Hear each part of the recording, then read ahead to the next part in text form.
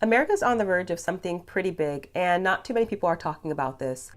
The cost of living in this country is currently, it's not going to be, it is currently unsustainable. And there are people that they know this, but then they'll still look at somebody else that's struggling and then tell them they're not doing good enough.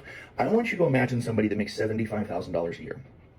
That's a pretty high up wage in terms of like top earners in this country, $75,000 a year. And we're going to go through some things here. This is a person with no debt outside of a car. An entry-level decent car is $30,000. So this person who puts $200 a month into insurance and they pay 5% into their 401k because shut up, people should be able to put money into their retirement. Because if you're not doing it now, you're never going to get to start doing it later. So after those two things come out of their paycheck and their taxes are paid, they bring home $53,850 a year from a $75,000 paycheck. Average rent in my state for a one-bedroom apartment, because an adult should be able to live by themselves, $1,700. That car payment at 6% for an entry-level, very reasonable sedan, nothing fancy, that car payment's $579 a month.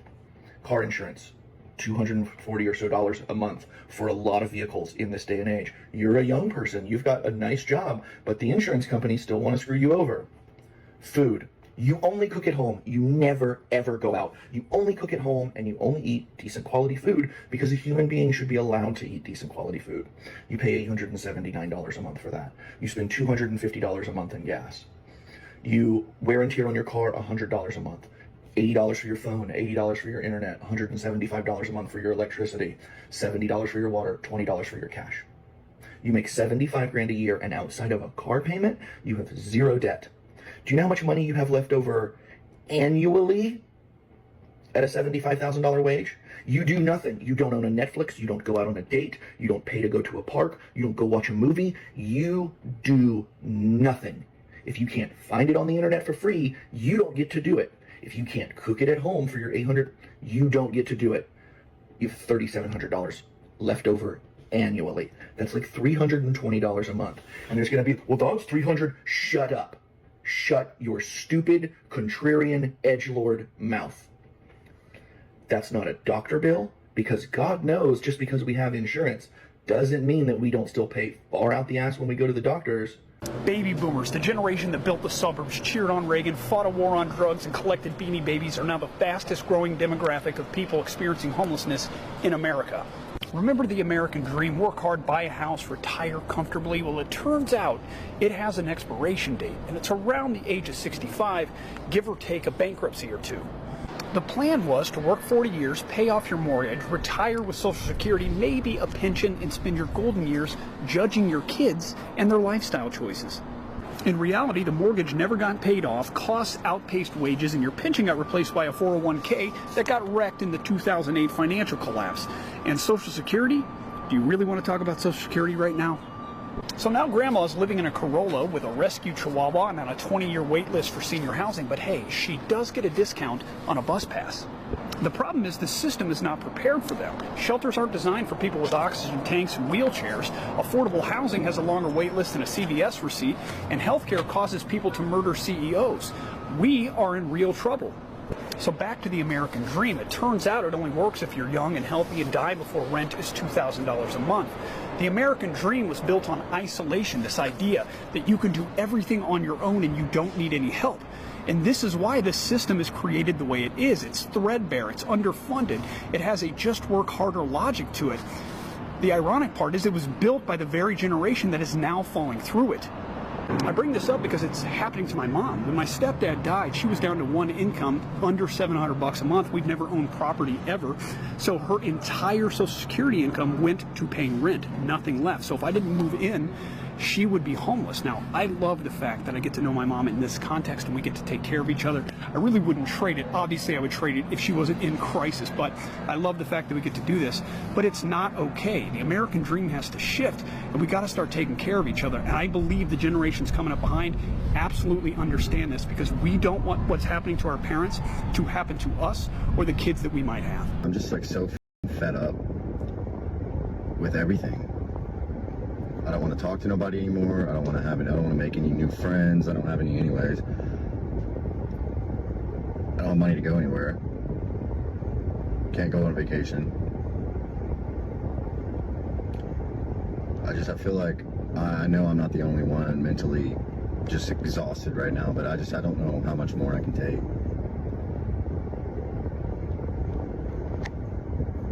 Is it tariffs? Is it price gouging? Look at these prices in my small hometown of Aurora, Washington.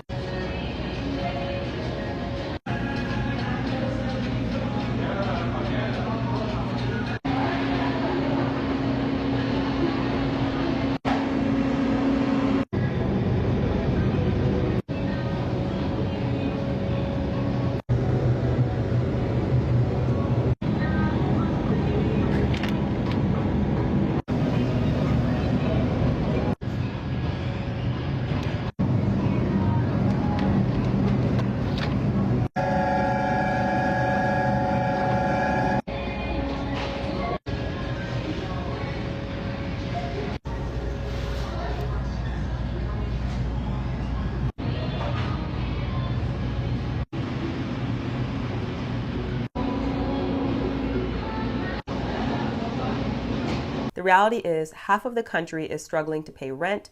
Credit card debt is through the roof. And, the government, they say they're stepping in. But here's the real question that I want to ask. Do you think that this is a short-term Band-Aid, or are we really watching the slow motion rollout of something much bigger, maybe even something more permanent?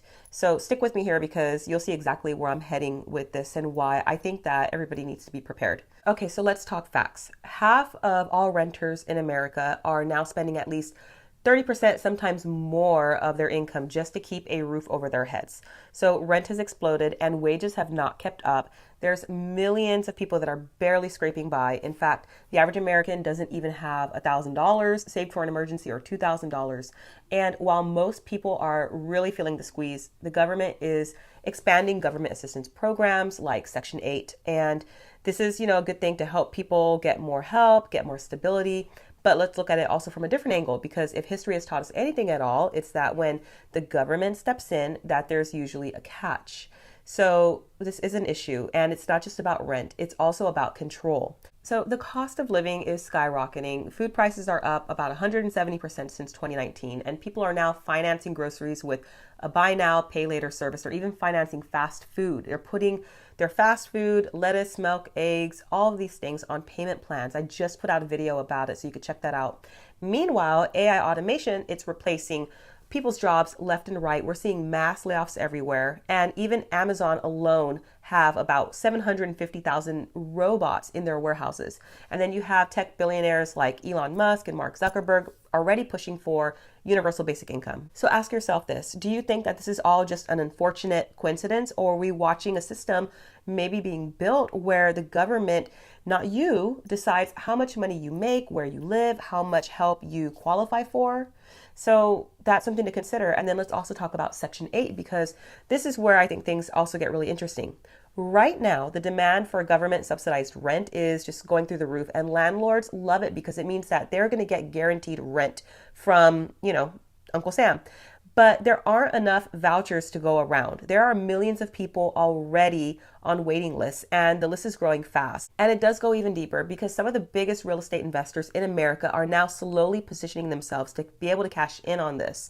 So take Preparedness Partners, for example. They own over 97,000 homes, and they just launched a Section 8 specific rental fund with 2,500 homes to start. And why are they doing this? Because when the government guarantees rent, investors are going to see this as a risk-free payday. So they're already, like I said, cashing in on this because they see where the trends are going. And remember, when you rely on government money for your basic needs, you are giving up control. Rent assistance today, universal basic income tomorrow. That's how dependence starts, and it's just going to grow from there.